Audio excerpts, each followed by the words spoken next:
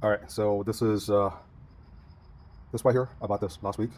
It's the computer wheel balancer. Obviously, it's a CEMB K9 right there. I bought this thing for $100 last week. Actually, before I even get to that, this is an old FMC 6101 computer wheel balancer from, like, I don't know, I think the 60s or something like that, maybe 70s. I'm not sure.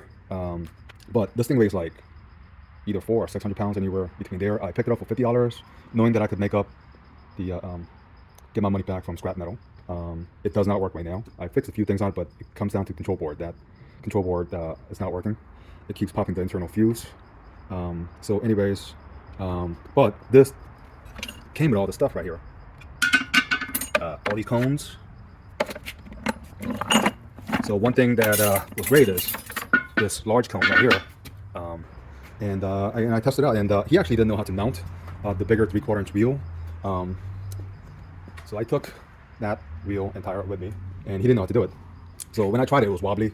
It didn't go flush to this to the flange right here. But I was able to see that all the display works. It does spin and brake. It actually gives you the output. And then this does work. Like this stuff. See, that's right there. Yeah, see, that tells you that you put the weight on the center of the wheel, right? That's the top. Tells you that. I tested the inner and outer, and all the other buttons. I made sure that worked. And also even though it was wobbly, gave me a reading, and then I clocked it. I spun it 180 degrees, and then I started that again, and it gave me the same reading. So I was fairly confident it would work. I just needed to make sure, figure out how to mount the three-quarter ton wheel to the wheel balancer. Which when I got home, I figured it out. So anyways, one thing is, so this measures the distance from to the wheel, right? You put that right there. That's how you measure it. So I'm gonna show you right now. So you take this, right, and then you put it right there, right? And then when it's done measuring, that's what it does. And then you let it go. See, I'm gonna show you what it says on the screen. See, it does that, right? And once it's done measuring, that's what it shows. And then you put it back on there. And another thing is, so this thing is supposed to do like a intelligent sensing, where you could use this to measure everything, the distance, the diameter, and the offset. But I found out it doesn't work very well, and maybe that's the reason why he couldn't figure it out. But one thing I figured out was this. See, below this menu button right here, there's a right arrow. So you hold that for like 3 seconds, or maybe 2 seconds, and then what it looks like an A, and then it gives you a measurement. That's the distance. It looks like they measure that in millimeters. Okay, so then you press that again. Diameter, it says right now 17.5. So what you do is, this one's a 17, so put that at 17, and then you press that button again. 7.5. This wheel is 7.5 inches. Okay, so that's correct. I actually got done measuring and balancing and putting the weight on there. That's all done. I'm gonna just and then to get out of the screen, you press stop. I'm gonna run it once so you can see what it looks like. Yeah, right there. So yeah. So this has been balanced out. So yeah, I did my truck 3/4 ton truck wheels balanced, and I got 2 of my wheels for my half-ton cargo van. And I don't think I have enough weight, so I'm gonna have to order some. And I do the rear some other time, but I'm fairly happy with it. I'm gonna put on right here half-ton rim. So right here, you can see that it fits properly. Right, goes all the way down. But on a 3/4 ton,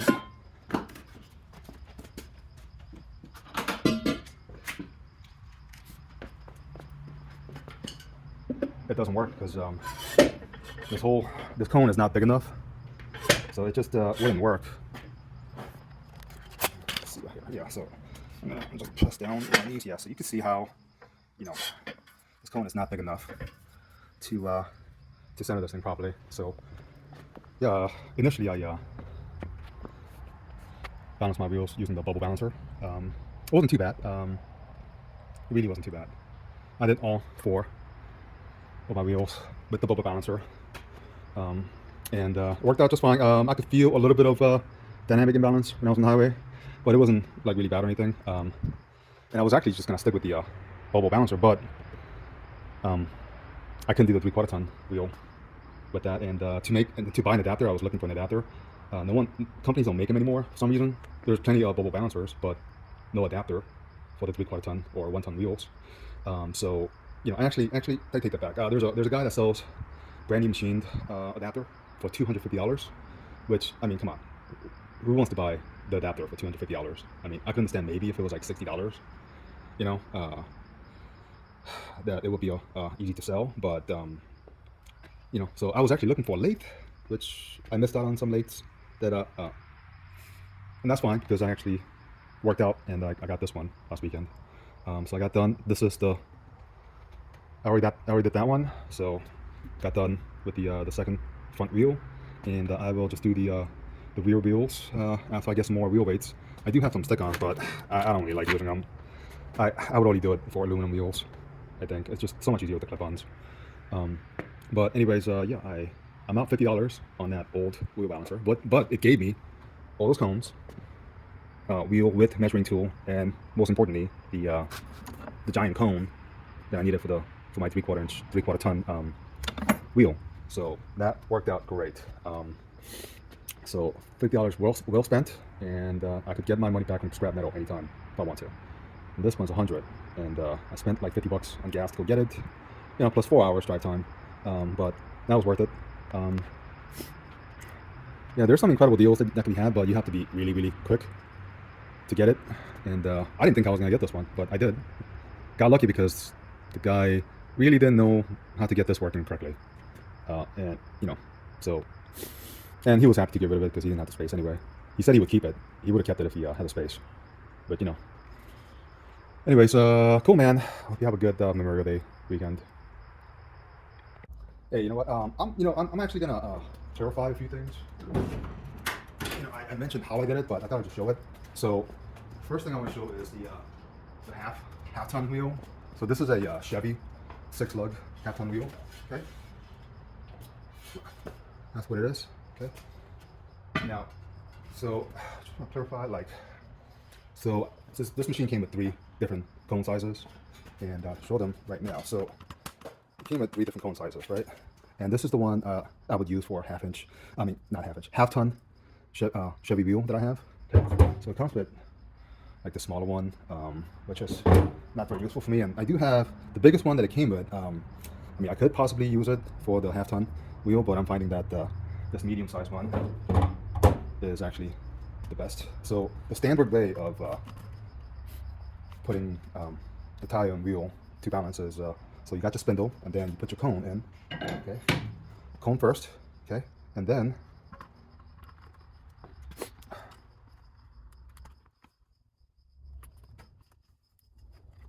the wheel. Okay, and you may or may not have a speed handle. See, this is a speed handle with a cup. The old FMC wheel balancer actually came with a non-quick handle. And it does work. So right here, this is just a regular handle. Okay, and it does work, but the speed handle right here has these right here that open up, so you can just slide it right in. And here's the cup. The cup's actually kind of broken. This one tab is broken in my cup, but it still works. So put it on there. You click these in, and then you could also help get in further in, and then then you could just grab this. You could either turn this or just grab this handle and then spin the wheel and tire. I think this is the easier way to go. So, and then you could put your upper body on it and then twist the handle. And then, once it gets going, it'll stop once it's done. I'm not going to turn the machine on right now. I just want to show how to mount the wheel. So here's the thing. For the 3/4 ton wheels, right? Show you the adapter, right? The thing is, when you look up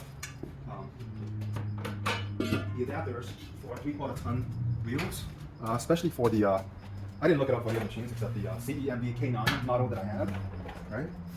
So I'm gonna put this away. So this is the large cone that didn't come with this CEMB machine, but the machine's behind it, but FMC 6101 machine that I bought for scrap price. So that came with a really big wheel. So you saw me put the cone on, right?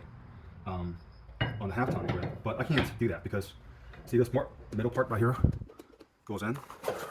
So this part actually recesses in, right?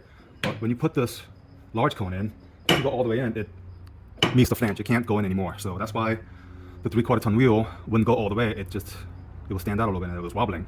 You know, it couldn't go all the way against the flange, right?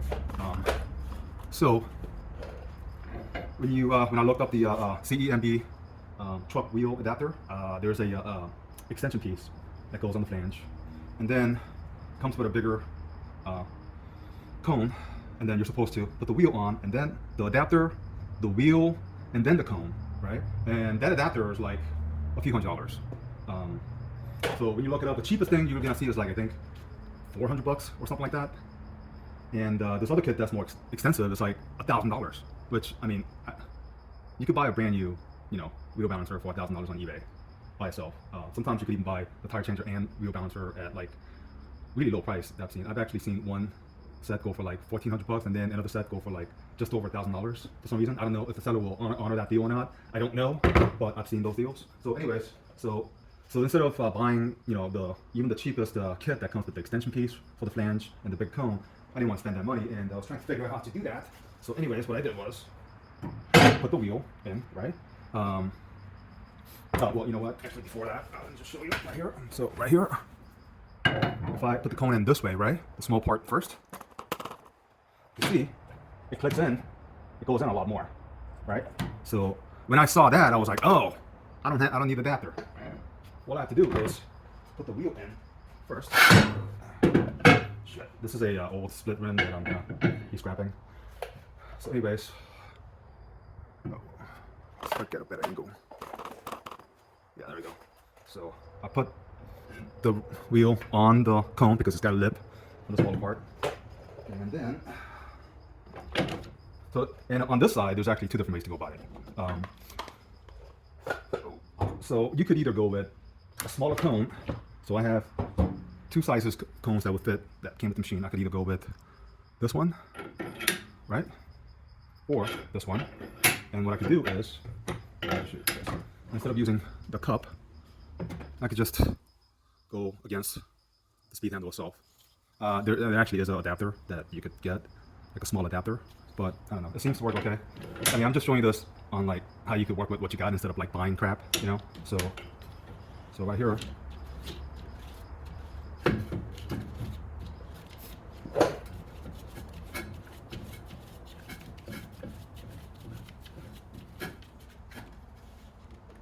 okay, so anyway, so yeah, it's on there. It's on there. So it is all the way in there, right? It's not wobbly, it's all the way in there. And also, right here, you can see that the wheel is mounted all the way to the flange. So it's not gonna wobble, okay? So that's how I was able to mount the 3/4 ton wheel. So this method is the first method that I'm gonna turn that off. So this is the first method that I tried, and it works fine. Or you could,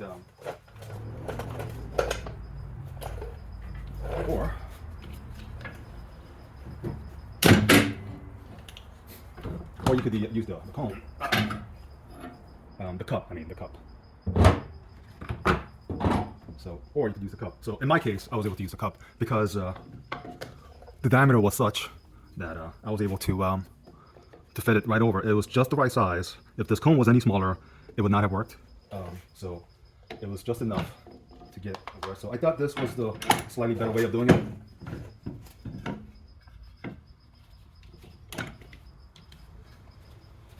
Either way it would work, as long as the wheel is mounted all the way to the flange so that it doesn't wobble side to side.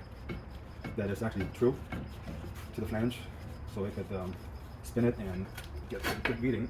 So anyways, yeah, this is the way I did my truck wheel. So wheel first, the large cone, and then the cup, and then the speed handle.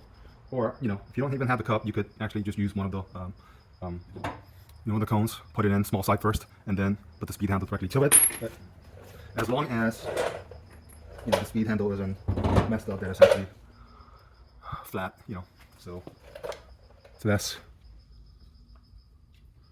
this is how I did